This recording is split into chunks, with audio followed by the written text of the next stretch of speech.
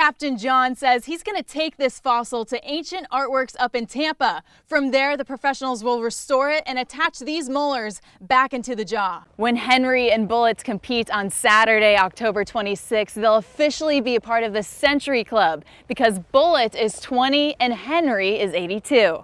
Okay, so here's the context. The guy's home is right here.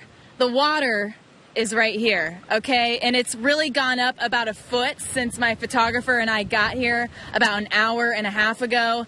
The man who lives here, his name is Craig, he told me this is the worst he's ever seen the storm surge here. But first, let's go to NBC2's Rachel Whelan, who just spoke with someone who saw the crash happen. Rachel? That's right. And not only did she see the crash, but she saw the survivors of this crash. Something else that really struck us. The family told us that they saw our interview with the suspect's mother, and they say that their heart breaks for that mom because she too lost a child.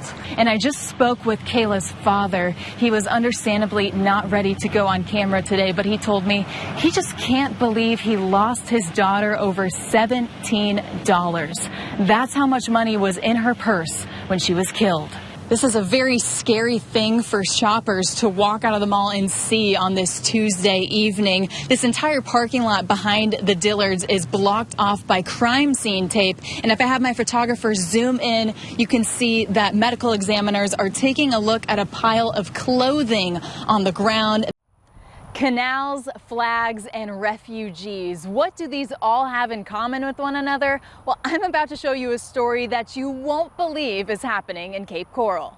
Cape Coral's 400 miles of canals is home to all kinds of creatures. All from the comfort of your lanai, you can see alligators, manatees, or even a dolphin if you're lucky. But in Southeast Cape, neighbors are seeing something they never expected. Did you ever think living in Cape Coral you would see an Olympic athlete practice in your backyard? On my back door, absolutely not.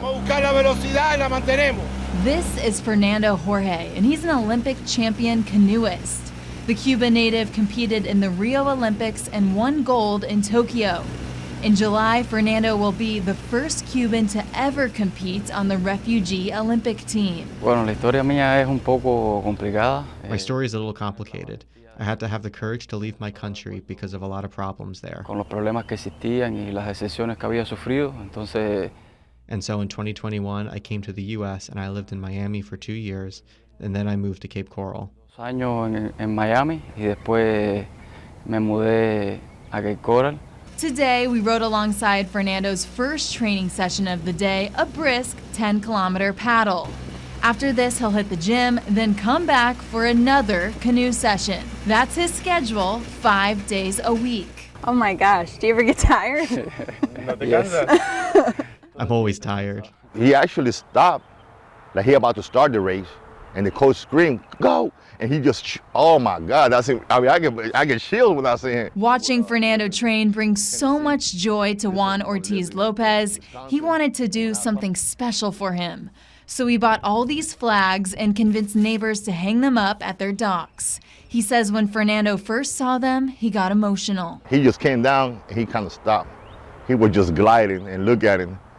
And then he choked. But then when he got back, he texted me and said, "Man, thank you so much. Nobody had ever done something like that." Me gusta mucho y creo que... I like it a lot, and I feel loved by all the people when I'm training and they're supporting me. With each paddle Fernando takes, the closer he gets to Paris, and so do we.